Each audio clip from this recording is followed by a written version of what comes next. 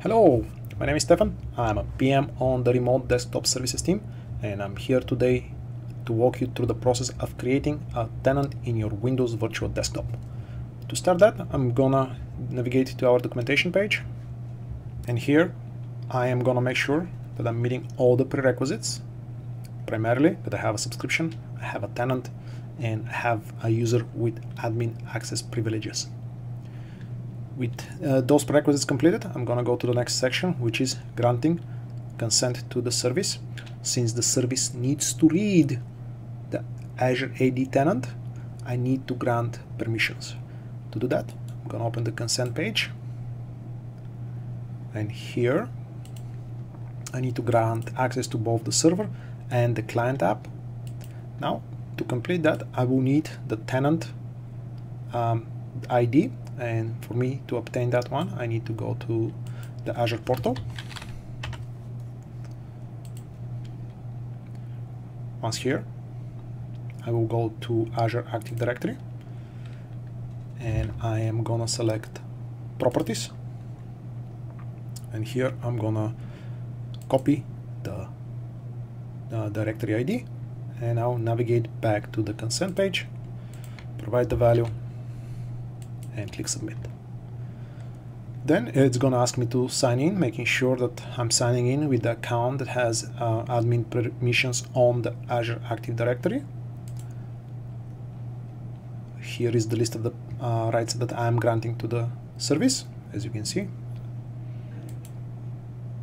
And once completed, I will go back and do this one more time, but this is gonna be for the client.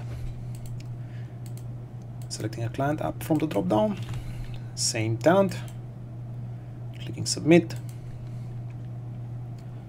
again listing the permissions and providing accept. With this completed, I can move into the next section, which is granting the Tenant Creator role for the Windows Virtual Desktop application. To complete that, I will follow the link to the Azure Active Directory portal. I'm going to open it in a new tab. Here, I'm going to go to Enterprise Applications. I'm going to select the Windows Virtual Desktop.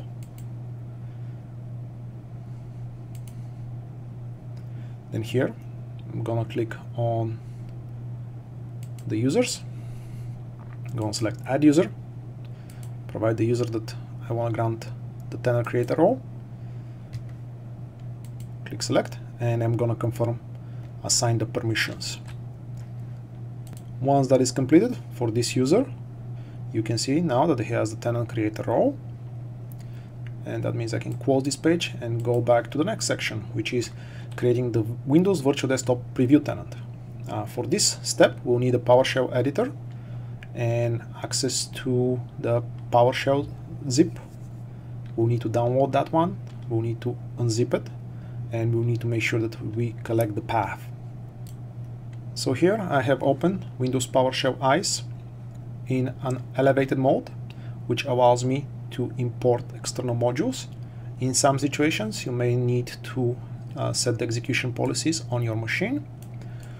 Here on the first line, that is the location where I have my PowerShell script, my PowerShell module, and this is the broker URL that I'm gonna use later on. Then I'm gonna just go and navigate to the location and import the PowerShell module. After that, I'm gonna sign into the service, and here I'm gonna provide the credentials that have the Tenant Creator role assigned. Those will be the credentials from the previous step. Once I'm successfully connected, these lines get displayed: the deployment URL, the tenant group, and the username. Now that this is completed, I am gonna go ahead and execute the next command, which is creating the RDS tenant. As you can see, it takes as an input the demo, the tenant name, which in my case is WVD demo. It takes the tenant ID, we already obtained that one from the Azure portal, and the subscription ID.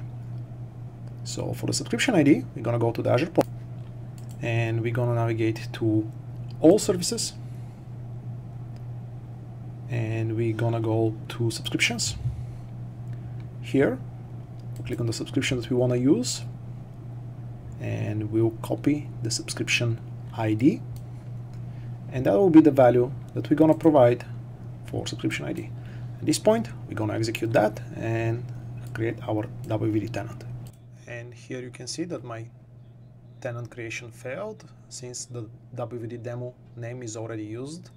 I'm going to specify a different value here.